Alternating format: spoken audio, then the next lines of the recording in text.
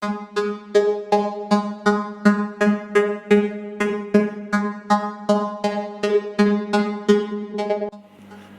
datang di channel tni.id. Buat yang belum tahu channel ini apa, jadi ini channel akan membahas banyak hal tentang faedah-faedah teknologi dan juga produk-produk sinema hiburan yang menarik untuk ditonton. Jadi nggak usah lama-lama deh, di subscribe aja langsung dan silakan tekan tombol lonceng supaya bisa menonton video paling baru di channel gua. Oke, jadi sebelumnya gue mau kasih tahu dulu kalau ini adalah video pertama gue di channel ini. Jadi gue mohon dengan sebesar-besarnya untuk kasih masukan dan kritikan supaya gue bisa membangun channel ini dengan lebih baik dan juga bisa bermanfaat bagi banyak orang yang menonton channel ini tentunya. Oke, jadi pada video pertama ini gue akan membahas sebuah perangkat penyimpanan portable yang berbasis pada SSD, yakni adalah ini, Adata SC685. Nah, kalau ngomongin soal SSD itu sebenarnya banyak yang mengidentifikasikannya itu dengan harga mahal atau sejenisnya. Ya sebenarnya sih wajar sih, karena memang SSD ini tuh menggunakan teknologi termutakhir kalau dibandingkan dengan HDD atau hard disk yang memang masih menggunakan sistem mechanical itu pada dalemannya. Sehingga banyak pada akhirnya hard disk ini tuh hanya bisa digunakan sebagai penyimpanan storage seperti NAS portable ketimbang menggunakannya sebagai OS untuk primary-nya gitu loh. Nah, tapi dengan keadaan sekarang yang dimana kecepatan itu menjadi hal yang utama, oleh karenanya banyak para user pada akhirnya tuh beralih dari penyimpanan hard disk HDD ke SSD, yang dimana SSD itu singkatannya dari Solid State Drive. Jadi mungkin gue akan kasih singkatan di mana di kanan gue ini. Ya, seperti contohnya yang gue pegang ini yakni adalah SSD portable 1 ini, dimana harganya ini sudah lebih terjangkau ketimbang tahun-tahun sebelumnya, yakni adalah Adata SC685. Untuk varian SSD ini tipenya banyak banget ya, dari ukurannya dari yang 250 GB sampai 1 TB dengan harga yang berbeda. Meskipun begitu, SSD ini layak dimiliki dengan harga tersebut. Langsung aja kita bahas dari desainnya terlebih dahulu. Desainnya sih menurut gua desainnya cukup minimalis ya, bahkan sesuai dengan desain tren sekarang lah, yang rata-rata punya kesan yang bersih tanpa ornamen-ornamen yang aneh-aneh, walaupun untuk segmen versi yang kelas low-nya ya. Karena sebenarnya ada seri yang lebih tinggi lagi seperti SE770 atau SE780 yang tentunya punya harga yang lebih mahal ketimbang seri ini.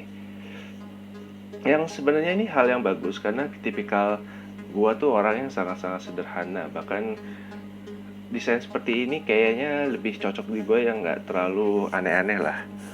Terpenting untuk build quality ini punya bahan yang punya bahannya ini solid dan gak licin, kecuali mungkin di bagian port USB Type-C nya ini nih, itu tuh agak ngoglek sedikit, jadinya nggak gitu pakem lah kalau dipasangin pakai kabel bawaannya. Tapi anehnya ya, ketika gue pakai kabel yang bawaannya ini yang kayak begini, yang panjang, itu tuh nggak ngoglek. Jadi mungkin kayaknya sepertinya permasalahannya lebih ke nggak ngaruh banget sih, karena memang ini lebih faktor minor aja. Jadi nggak gitu masalah lah buat gue pribadi. Selain itu juga ukurannya SSD ini terbilang kecil, jadi gampang banget dimasukin ke tas kecil atau mungkin ke tempat pensil gitu, mungkin masih bisa disimpan kali. Ngomongin soal speknya, SSD ini menggunakan port USB Type-C dengan base-nya itu di USB 3.2 Gen 2 nih, seperti ini nih. Nah, kalau menurut gue sih sebenarnya nggak begitu signifikan ya, karena secara performa, karena memang SSD ini masih menggunakan SATA untuk interface dalemannya, sehingga kecepatannya itu cuma sampai sekitar ya 450-an MB per second untuk read, dan juga write-nya yang hampir sama aja sih kecepatannya sama read-nya. Ya cukup wajar sih memang, karena kecepatan SATA ini cuma bisa di 6 GB per second atau sekitar ya 600-an MB per second. Ditambah lagi laptop gua yang gue pakai buat pengujian ini masih menggunakan USB 3.1 Gen 1 yang which is itu setara sama USB 3.0. Jadi sebenarnya nggak ada perbedaan sama sekali sih. Jadi buat kalian yang mungkin masih pakai laptop dengan USB 3.0 atau 3.1 Gen 1 sih, ini masih bisa dipakai lah SSD yang ini ya. Terlebih dalam paket penjualannya kita juga dikasih kabel USB 3.2 Gen 2 yang Type A ke Type C. Jadi masih bisa dipakai lah untuk ke laptop-laptop yang mungkin umurnya lebih tua kali dari laptop tahun-tahun sekarang gitu ya. Nah, untuk pengujian realnya, gue akan menggunakan file dengan ukuran 10 GB dan transfer data secara bolak-balik dari SSD eksternal ke SSD internal. Alasannya sih karena kalau kita uji ke transfer data ke hard disk, maka hasilnya nggak akan begitu maksimal dan malah akan terjadi bottleneck di sistem karena ya seperti yang gue bilang tadi, HDD ini masih menggunakan teknologi yang lama, jadinya nggak begitu kelihatan lah hasilnya atau nggak begitu maksimal. Nah, oke, langsung aja kita ke pengujiannya. Gue akan melakukan transfer data dari data SC685 ke SSD internal laptop gue dan bisa mendapatkan kecepatan sekitar 300 MB per second. Tapi lama-kelamannya kecepatannya malah turun ke puluhan sampai belasan megabyte. Yang gue nggak tahu kenapa, tapi sepertinya dugaan gue sih sementara karena SSD internal ini ada sedikit beban di OS-nya, jadinya kecepatannya di limit biar nggak terjadi nge-lag atau parah gitu. Atau mungkin aja karena SSD yang gue pakai agak sedikit hangat, jadinya agak sedikit turun performanya. Namun beda cerita ketika gue melakukan sebaliknya, malah kecepatannya lebih stabil ketimbang sebelumnya. Yang berarti untuk transfer data dari SSD ke data SC685 ini tidak ada penurunan yang signifikan dan juga ya masih bisa dipakai lah ya. Baik, mari kita simpulkan review nih.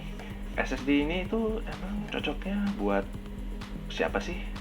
Menurut gue sih SSD ini lebih cocok untuk para pekerja kreatif mungkin, atau mungkin teknologi yang memang kecepatan menjadi hal yang utama tapi dengan budget yang terbatas. Karena dengan harga yang ditawarkan, terlepas dari soal kapasitasnya yang masih terlalu kemahalan per harga yang menurut mungkin sebagian orang ya, menurut gue Adata SC685 ini masih cukup oke lah, terutama untuk backup file-file dokumen atau video. Dan mungkin yang jadi catatan untuk kalian yang mau membeli SSD eksternal lain, atau mungkin mau beli SSD yang ini juga yang sama yang gue, mungkin gue bisa kasih saran, pastikan port yang digunakan dalam laptop atau mungkin PC kalian itu minimal adalah USB 3.0 atau USB 3.x Gen 1, karena kecepatan SSD eksternal itu akan sangat berpengaruh pada port yang digunakan. Dan apalagi dengan kecepatan SSD ini yang sudah sekitar mendekati ratusan megabyte atau bahkan mungkin 1 GB per second, pastinya kalian membutuhkan port USB dengan kecepatan yang sangat kenceng, apalagi untuk penggunaan sistem NVMe di internalnya juga ya, yang dimana membutuhkan seri 3.x Gen 2 yang dimana kecepatannya itu bisa lebih dari 3.x Gen 1 atau USB 3.0 gitu loh. Jadinya ya biar nggak ada sedikit bottleneck gitu di sistem. Oke, mungkin kayaknya sekian aja untuk video kali ini. Mungkin terlihat cukup pendek karena memang video ini baru pertama banget gue bikin, dan mungkin mohon maaf banget kalau ada salah-salah kata, dan ya wajar lah, ini video baru pertama banget. Dan juga mohon maaf kalau mungkin video ini masih agak sedikit kaku dalam penyampaiannya, jadi ya mohon masukan di kolom komentar supaya channel ini bisa lebih baik lagi. Oke, ya mungkin segitu aja, dan silakan subscribe aja kalau kalian mau, dan juga tekan tombol like ya kalau kalian suka lihat video ini sangat bermanfaat, serta aktifkan tombol lonceng notifikasinya agar dapat melihat video gue yang paling baru. Dengan gue Adam di sini, dan bye bye.